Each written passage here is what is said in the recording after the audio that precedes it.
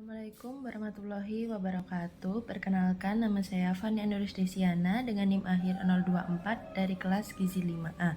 Pada kesempatan kali ini, saya akan mempresentasikan review jurnal dengan topik Diet Household Level. Berikut merupakan identitas jurnal utama yang saya review yang membahas mengenai analisis pola konsumsi dan nilai gizi pangan rumah tangga petani jagung di Kabupaten Sigi. Metode 24 hours recall tingkat rumah tangga dilakukan dengan meminta responden melaporkan semua makanan dan minuman yang dikonsumsi oleh seluruh anggota keluarga dalam 24 jam terakhir. Metode ini banyak digunakan dalam survei konsumsi pangan karena dapat menggambarkan kondisi gizi dan ketahanan pangan rumah tangga dengan cukup baik. Untuk tujuan utama penelitian ini yaitu mengetahui pola konsumsi dan tingkat kecukupan gizi rumah tangga petani jagung dengan fokus pada asupan energi dan juga protein. Penelitian ini melibatkan 95 rumah tangga petani dengan sampel 30 rumah tangga yang dipilih secara simple random sampling dan tingkat kesalahannya itu 15%. Metode yang digunakan adalah recall 1 kali 24 jam di mana responden diminta mengingat seluruh makanan dan minuman yang dikonsumsi sehari sebelumnya yang datanya ini dikumpulkan bersifat cross-seksional. Beberapa kelebihan dari metode ini antara lain yang pertama, data yang dihasilkan cukup akurat untuk menggambarkan pola konsumsi dan juga ketahanan pangan. Untuk yang kedua, periode recall yang singkat membuat responden lebih mudah mengingat jenis makanan yang dikonsumsi. Untuk yang ketiga, metode ini efektif digunakan di berbagai konteks budaya dan juga tingkat pendidikan. Untuk beberapa kekurangannya yaitu yang pertama, hasilnya bergantung pada ingatan dan kejujuran responden sehingga rawan terjadinya bias. Untuk yang kedua, recall hanya menggambarkan konsumsi satu hari sehingga tidak mencerminkan variasi pola makan yang jangka panjang. Untuk yang ketiga, kesalahan estimasi porsi makanan sering terjadi karena responden kurang teliti. Prosedur penelitian dilakukan dalam 3 tahap utama. Yang pertama, menetapkan responden menggunakan teknik sampel random sampling dari populasi petani jagung. Untuk yang kedua, pengumpulan data melalui wawancara menggunakan metode recall 1 kali 24 jam dan data sekunder dari BPS serta literatur pendukung. Lalu untuk yang terakhir, analisis data untuk mengetahui pola konsumsi pangan serta tingkat kecukupan energi dan protein rumah tangga petani. Data diolah dengan menghitung berat pangan yang dikonsumsi dikalikan dengan bagian yang dapat dimakan atau BDD, serta kandungan gizi per 100 gram.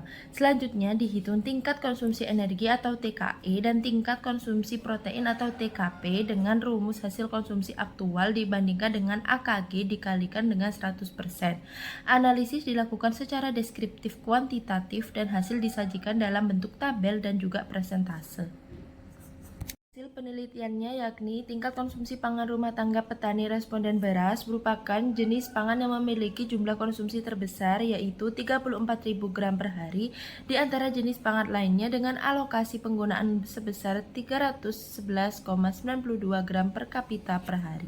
Lalu berikutnya hasil penelitian tabel yang atas menunjukkan bahwa tingkat konsumsi energi rumah tangga sebesar 83,60% dengan kategori sedang atau kurang dari AKG dan konsumsi protein 136,33% kategori baik yang menunjukkan bahwa kebutuhan energi ini belum tercukupi sedangkan kebutuhan protein terpenuhi. Untuk tabel yang kedua menunjukkan bahwa sebagian besar rumah tangga petani jagung mengalami defisit energi dengan persentase 46,67% sementara konsumsi protein tergolong baik pada 56,67% rumah tangga yang menunjukkan bahwa kebutuhan protein telah tercukupi namun kebutuhan energi belum terpenuhi secara optimal. Penelitian oleh Knight et al. Pada tahun 2021, metode Household Consumption and Expenditure Survey memiliki tingkat validitas yang cukup baik dibanding dengan metode 24 hours recall dengan kesesuaian 42 hingga 80% untuk kelompok pangan dan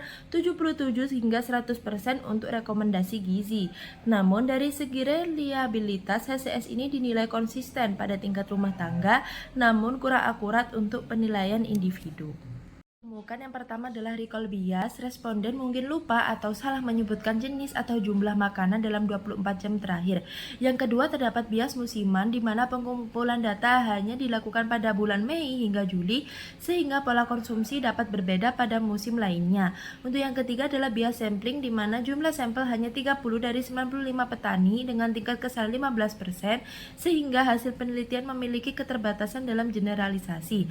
Untuk cara mengurangi bias sendiri adalah yang pertama pertama, melakukan pelatihan enumerator menggunakan alat bantu visual atau timbangan, serta melakukan wawancara atau repeat recall. Untuk yang kedua, melakukan pengumpulan data pada beberapa periode musim berbeda.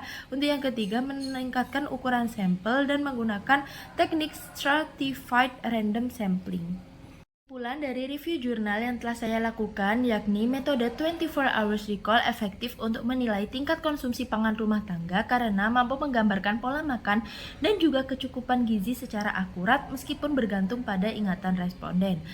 Hasil penelitian juga menunjukkan bahwa konsumsi energi rumah tangga petani tergolong sedang, sedangkan protein tergolong baik, sehingga masih perlu peningkatan asupan energi. Merupakan beberapa daftar pustaka jurnal utama saya dan juga beberapa jurnal pendukung yang telah saya gunakan. Demikian review jurnal yang dapat saya sampaikan. Mohon maaf apabila ada kesalahan. Wassalamualaikum warahmatullahi wabarakatuh.